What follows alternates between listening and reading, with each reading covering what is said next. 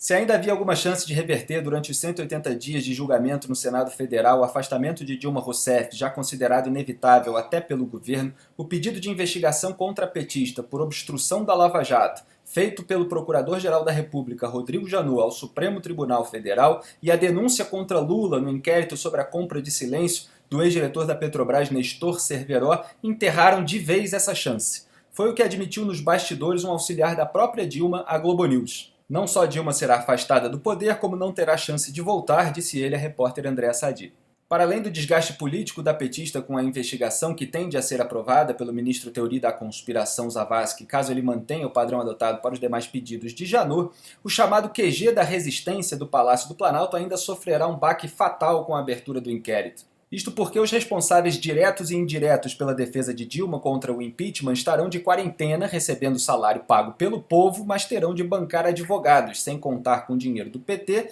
e cuidar da sua própria situação, uma vez que também foram alvos do PGR. O inquérito contra Dilma busca investigar a nomeação de Lula para a Casa Civil, feita para livrá-lo da alçada do juiz Sérgio Moro, conferindo-lhe foro privilegiado no STF, e de Marcelo Navarro Ribeiro Dantas para o Superior Tribunal de Justiça, feita para soltar presos da Lava Jato, sendo que, segundo o ainda senador Delcídio do Amaral, o suposto advogado-geral da União, José Eduardo Cardoso, também fez movimentações para tentar soltar presos da operação. O pedido de Janot contra Dilma, Lula e Cardoso por obstrução da Lava Jato tem como base a delação premiada de Delcídio, assim como outro pedido do PGR, que busca incluir no inquérito do esquema de corrupção da Petrobras Lula, Jacques Wagner, os ministros Edinho Silva e Ricardo Berzoini, os ex-ministros Antônio Palocci e Enéas Guerra, Gilles Azevedo, José Carlos Bunlai, Paulo Okamoto, José Sérgio Gabrielli, entre outros. Janot apontou Wagner, Edinho e Berzoini ao lado de Delcídio como chefes da organização criminosa do Petrolão no âmbito dos membros do PT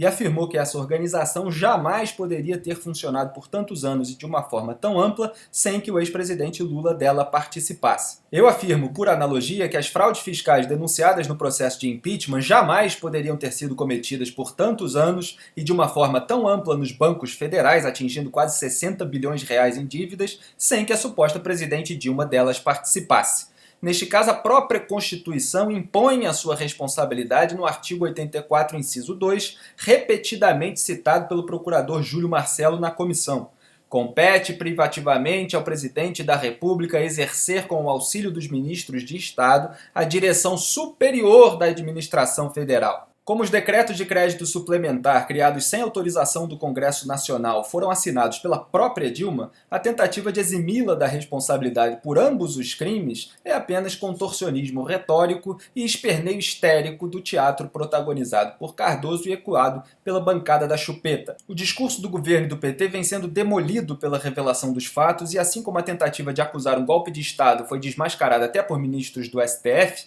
as de partidarizar a Lava Jato e acusar Moro de justiceiro ficaram ainda mais patéticas após o fechamento do cerco contra os petistas ter partido de Janot, que foi indicado e reconduzido para o cargo pela própria Dilma, o que levou Lula a chamá-lo de ingrato em conversa interceptada pela PF. Resultado, um amigo de Lula disse à Folha que o ex-presidente está deprimido, chateado e muito preocupado, e um auxiliar de Dilma disse a Gerson Camarote do G1 que nomear Lula como ministro foi uma imprudência do governo, porque isto levou a Lava Jato para dentro do Planalto. A maior de todas as imprudências, na verdade, foi a do eleitorado brasileiro, que permitiu que a organização criminosa chegasse ao poder, do qual Dilma agora recusa-se a sair sem antes atacar os seus outrora escudeiros Janot e Delcídio e sem arrombar ainda mais os cofres públicos em patente vingança contra o vice-presidente Michel Temer. O suposto pacote de bondades que ela distribui às vésperas do impeachment para posar de benevolente é mais uma maldade contra o Brasil que deverá deixar uma bomba fiscal de 10 bilhões de reais